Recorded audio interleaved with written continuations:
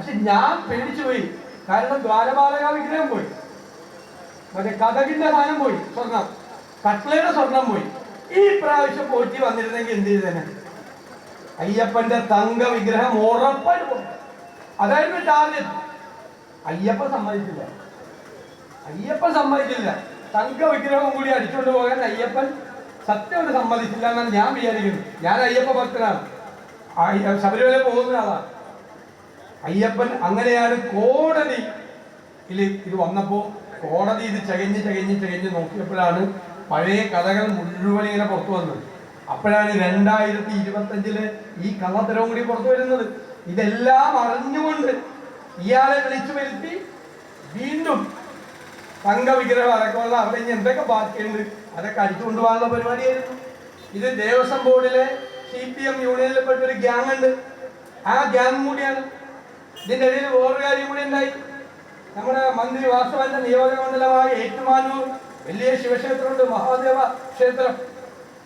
അവിടെ ഈ സംഘം പോയി. സ്വർണം കെട്ടിയ രുദ്രാക്ഷമാല പോയി അവിടുത്തെ ഏറ്റുമാനൂർ ക്ഷേത്രത്തില്. രണ്ടാമത് ലോകം മുഴുവൻ വിശ്വാസികളുടെ ഏറ്റവും വലുതായ ഏഴര പൊന്നാനുണ്ട്. ഏറ്റുമാനൂരപ്പന്റെ 7 പൊന്നാന പുറത്തേക്ക് കൊണ്ടുപോകണം എന്ന് പറഞ്ഞ് പുറത്തെടുത്ത് വെച്ചു. ഈ ശബരിമല പോലെയല്ലല്ലോ, ദൂരെയുള്ള സ്ഥലമല്ലേ. 1-ാം തീയതി നടവെടുക്കുമ്പോഴും സീസണിലല്ലേ ഭക്തര് പോവുള്ളൂ. ഇവിടെ ഏറ്റുമാനൂര് ഭക്തര് മുഴുവൻ അമ്പലം വളഞ്ഞു. എന്നിട്ട് പറയും ഇത് പുറത്തു കൊണ്ടുപോകാൻ സമ്മതിക്കില്ല എന്ന് പറഞ്ഞു. ഇതേ ടീം ഏറ്റുമാനൂർക്ക് പോയത്, മനസ്സിലായിക്കൊള്ളാം. ഇല്ലെങ്കിൽ ഏറ്റുമാനൂർ മഹാദേവ ക്ഷേത്രത്തിലെ 7 പൊന്നാനയും കൂടി ഏതെങ്കിലും കോടീശ്വരന്റെ വീട്ടിലിരുന്നേ. ജനങ്ങൾ, ഭക്തരായ ആളുകൾ സംഘടിച്ച് തടഞ്ഞതാണ് ഈ സംഭവം നടന്നത്. ഇതാണ് ഏർപ്പാട്. അപ്പോ ഞങ്ങൾ ചോദിച്ചു, ആഗോള, ഞാൻ ദീർഘിപ്പിക്കുന്നില്ല, ആഗോള അയ്യപ്പ സംഗമത്തെ കുറിച്ച് പറഞ്ഞു. 10ാമത്തെ കൊല്ലം തെരഞ്ഞെടുപ്പ് നടക്കാൻ പോകുമ്പോഴാണ് അയ്യപ്പ സംഗമം നടത്തണം. അപ്പോഴാണ് പിണറായി വിജയൻ പെട്ടെന്നൊരു അയ്യപ്പ ഭക്തി. മറ്റെന്തൊക്കെയാണ് പറഞ്ഞത്? ഇത് മറ്റേ യുവതീ പ്രവേശനത്തിന്റെ സമയത്ത് എന്തൊക്കെയാ പറഞ്ഞത്? നവോത്ഥാനം, സാമൂഹ്യ മാറ്റം, വൻമതിൽ അല്ലെ, സ്ത്രീകളുടെ വൻമതിൽ കെട്ടുക, നവോത്ഥാന പ്രസ്ഥാനം തുടങ്ങുക, ആകാശം ഇടിഞ്ഞു വീണാലും ഇതിൽ നിന്നൊന്നും മാറ്റമില്ല എന്നെല്ലാം പറഞ്ഞു പോയാൽ 10ാമത്തെ വർഷം തെരഞ്ഞെടുപ്പ് പ്രഖ്യാപിക്കാൻ തുടങ്ങുന്നതിന്റെ തൊട്ട് മുമ്പ് പെട്ടെന്നൊരു അയ്യപ്പ ഭക്തി വരിക. പെട്ടെന്ന് അയ്യപ്പ ഭക്തി ഉണ്ടാവുകയാണ്. ആ അയ്യപ്പ ഭക്തിയുടെ ഭാഗമായി ആഗോള അയ്യപ്പ സംഗമം നടത്താൻ പറയാ. പെട്ടെന്നാണ്. എന്നിട്ട് അവിടെ പോയിട്ട് പിണറായി വിജയൻ നടത്തിയ പ്രസംഗം എന്തൊരു പ്രസംഗമായിരുന്നു! തത്വമസി. ഞാൻ കോൾമയിൽ കൊണ്ടുപോയി.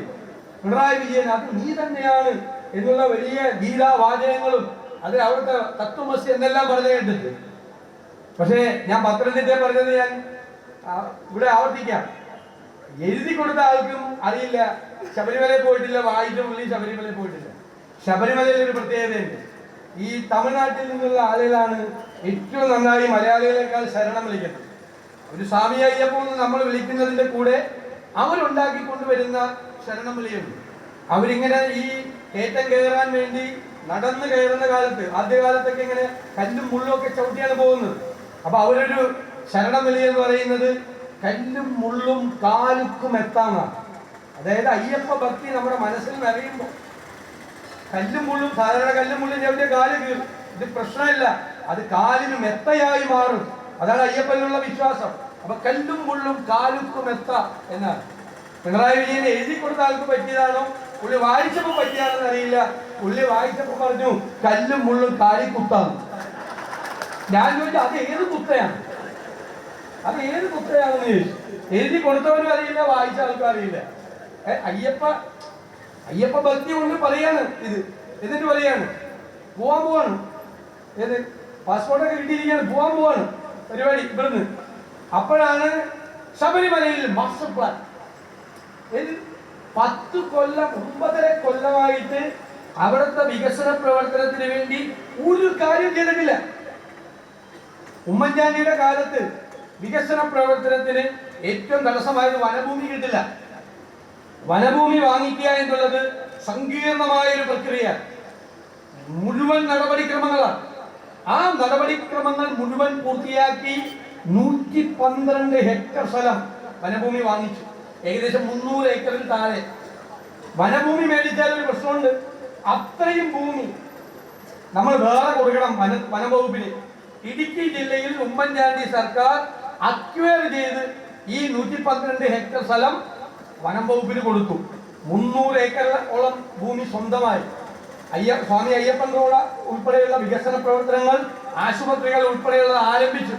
അപ്പോഴേക്കും ആ ഗവൺമെന്റിന്റെ കാലാവധി കഴിഞ്ഞു.